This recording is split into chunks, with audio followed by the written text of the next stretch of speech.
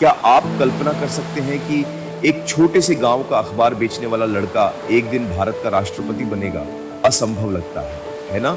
लेकिन यह कहानी है ऐसे ही एक व्यक्ति की जिसने साबित कर दिया कि सपने देखने की हिम्मत हो तो आसमान भी छोटा पड़ जाता है। आइए जानते हैं डॉक्टर एपीजे अब्दुल कलाम की कहानी। एक ऐसी कहानी जो आपको प्रेरित करेगी, आपको सोचने पर मजबूर करेगी और शायद आपके जीवन को भी बदल देगी। 15 अक्टूबर 1931 को तमिलनाडु के रामेश्वरम में जन्मे अबुल पकिर जैनुलाब्दीन अब्दुल कलाम एक साधारण परिवार से थे।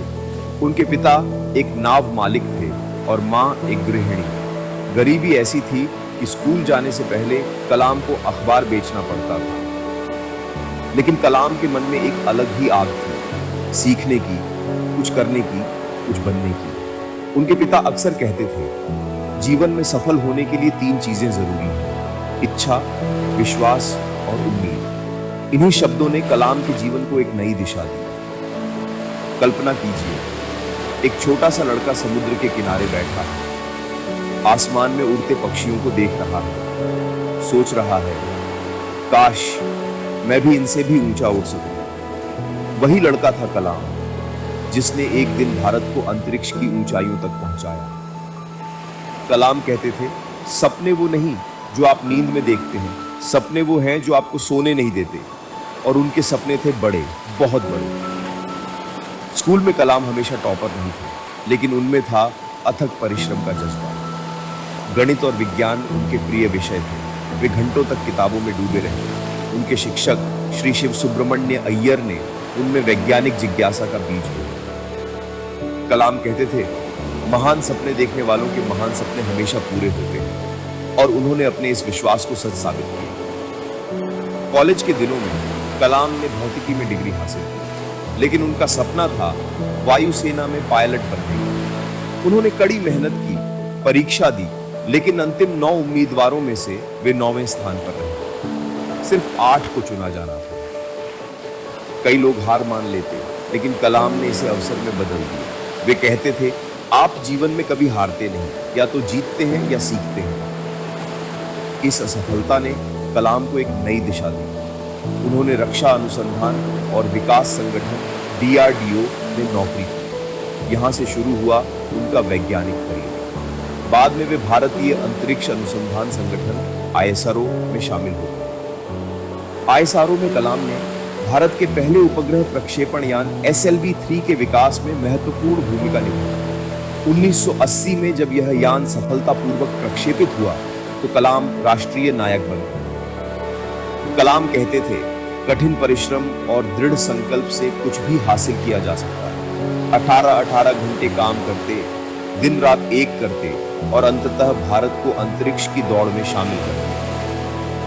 1990 के दशक में कलाम ने भारत के मिसाइल कार्यक्रम का नेतृत्व किया।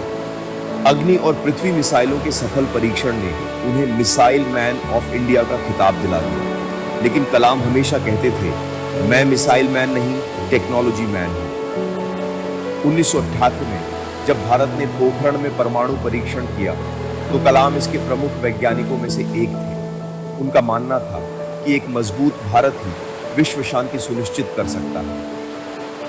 2002 में वही अखबार बेचने वाला लड़का भारत का राष्ट्रपति बना। लेकिन सत्ता के शिखर पर भी कलाम वही सरल इंसान रहे। वे कहते थे, महान नेता वह होता है जो दूसरों में महानता देखता है। राष्ट्रपति के रूप में कलाम ने युवाओं से सीधा संवाद स्थापित किया। वे स्कूलों और कॉलेजों में जाते, बच्चों से बात करते। उनका सपना था 2020 तक भारत को एक विकसित राष्ट्र बनाने का। राष्ट्रपति पद छोड़ने के बाद भी कलाम ने देश के कोने कोने में जाकर युवाओं से बात की, उन्हें प्रेरित किया। वे कहते, अगर आप असफल हो जाते हैं तो कभी हार मत मानिए। असफलता सफलता का पहला कदम है। कलाम का जीवन हमें सिखाता है कि आपकी पृष्ठभूमि, आपकी परिस्थितियां आपको परिभाषित नहीं करती।